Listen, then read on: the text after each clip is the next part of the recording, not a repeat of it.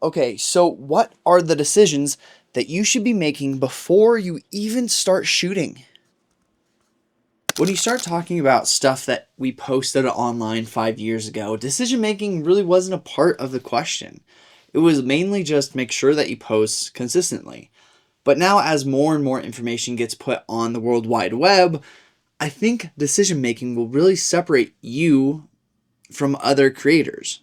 Making certain decisions before you hit the record button can separate you from every other creator out there because you're shooting with more intention.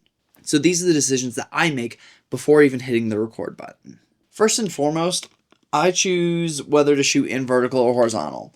Now, to me, vertical formatted videos have a very specific purpose compared to horizontal videos. To me, vertical videos really are used for outreach, for TikTok, for Instagram, for YouTube Shorts. You can't build a die-hard community with just using vertical formatted videos. Don't get me wrong, some creators have done it in the past, but I feel like you can't do it in our day and age. Meanwhile, horizontal video, I feel like has a lot more meat and bones to it, meaning that you could feed your community and you could feed your audience in a very specific way compared to vertical formatted videos. Because with vertical formatted videos, you are constrained to 60 seconds or less to get your point across, to make sure that your audience learns something from it. And it's all very constrained. Don't get me wrong, a lot of people do it and can still do it, but in my opinion, it's actually much harder, and I think it should only be used for outreach. Which is why you're watching this on YouTube as a horizontal video, because I want more substance to be behind these videos. The next decision I make is, do I want the video to feel super polished or do I want it to feel real? Now, in this office, I have staged lighting and I have very specific colors, and yeah, it is 100% staged. I've specifically put yellow in that corner and blue in that corner because I like the feeling of separation of the two tonalities. It's a polished look. I'm filming on a cinema camera with a 11mm 1.8 Sony lens, and it's not my phone. When you shoot on a phone, you really get this like connection with your audience because it shows that you can relate to everyone out there who has a phone and that's all they have. And as long as what you're saying is substantial, then yeah, shoot on your phone. You can absolutely build an audience while just using phone footage. Now, I don't film on my phone because I'm a videographer and I have to have that polished look.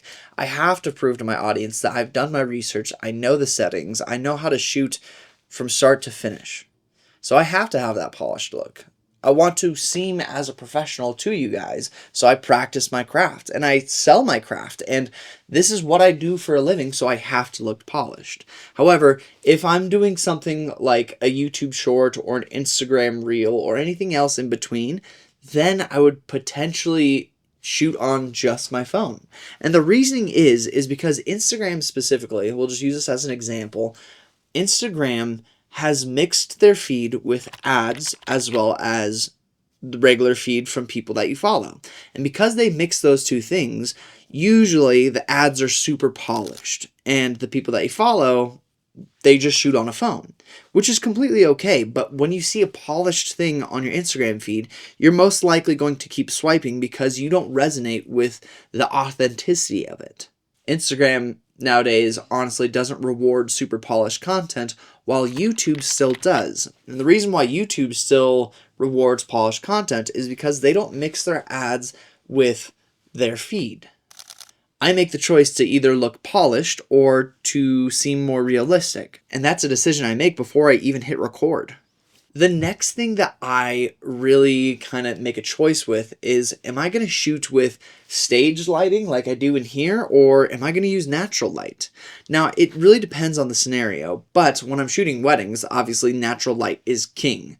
If you use too much stage light, it seems fake, but it's also a very specific style. I shouldn't say it seems fake, but you have to shoot with a lot more intention with it, rather than just capture the day. Now, I personally am a candid shooter, so I just capture things in natural light the way they are.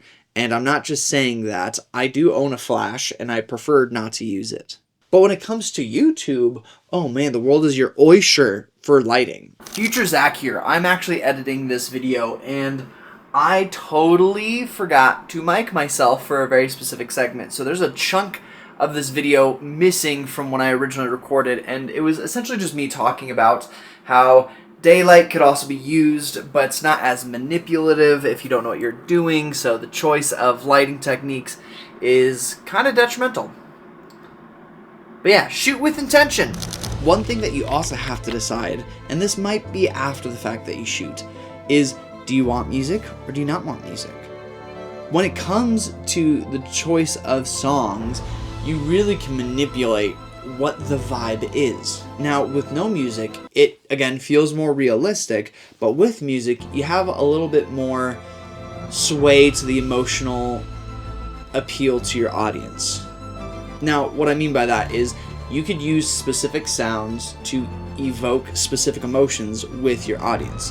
However, if you don't use any music, then you become someone that is more worth listening to as long as what you're saying means something.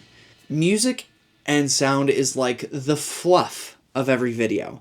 Imagine being a coffee connoisseur, meaning you don't add any cream or any flavoring to a specific roast of coffee. Now, if you have a very specific roast of coffee and you're a coffee connoisseur, you're not going to put any cream or sugar or anything in here. You're just going to sip it and enjoy it. But music is essentially adding the sugar and the fluff to all your videos. They're easier to watch and easier to consume. However, the people that are dedicated to tasting your specific content want just your specific content, which is why in this specific shot, I'm making it really intentional by using zero music. But let's face it, I really like music in all my videos because I also like cream and sugar in my coffee.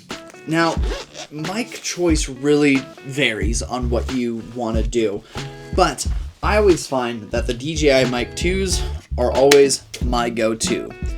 No pun intended, but these little guys are so freaking cool and I love them to death. If you use something like a shotgun mic, I just don't prefer it in this specific atmosphere because I find that shotgun mics do capture a lot of ambient noise that I don't need. The DJI Mic 2s are a lot more manipulative in post to decide what I want it to sound like. But with a run and gun shoot, I always choose to grab the shotgun mic only because it's an easy thing to just run and gun with. These DJI Mic 2s, they take lav mics, you have to pin it on people. On a run and gun situation, you're just running around capturing everything you can. You might not have time to mic up every single person every single time you go to interview them or ask them a question during a wedding day or corporate event or whatever it is you're doing. However, if you're doing like an interview shot of just one specific person for their own business, maybe these DJI Mic 2s are the way to go. I mean, I'm using them right now and it's just me and I'm not in a run and gun situation. Just make sure that you're intentional with the sound devices that you're using to capture the audio. I know that's contradictory to what I've said in the past where gear doesn't matter, but when it comes to making decisions before recording, if you can make those decisions, then make those decisions. However, if you're just now starting out and you can't make those decisions, that's where gear gives you options. The next decision that I make is, do I want this shot to be scripted or do I want it to just naturally flow? Now, on a wedding day, 9 times out of 10, it's not scripted. You just capture what's happening and then you retell that story. When it comes to like this YouTube setup, everything is scripted. It's not word for word, don't get me wrong, but I do have a piece of paper right here with all my notes and I have bullet points to hit over to make sure that I talk about everything I want to talk about. And the way I do it is I jot all these YouTube ideas down and then I make bullet points inside of each YouTube idea of how I'm going to convey that message. And right now, I'm looking at, do I want this scripted or not, and tell the audience about it.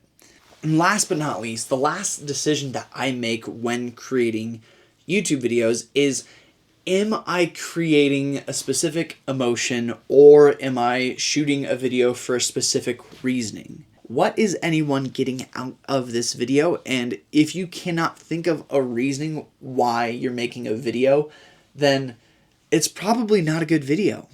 Don't get me wrong, it could be super polished and that could actually be super entertaining, but then it becomes a reasoning of it's entertaining. And even that is a good reason to shoot, to entertain people. That's why movies are made.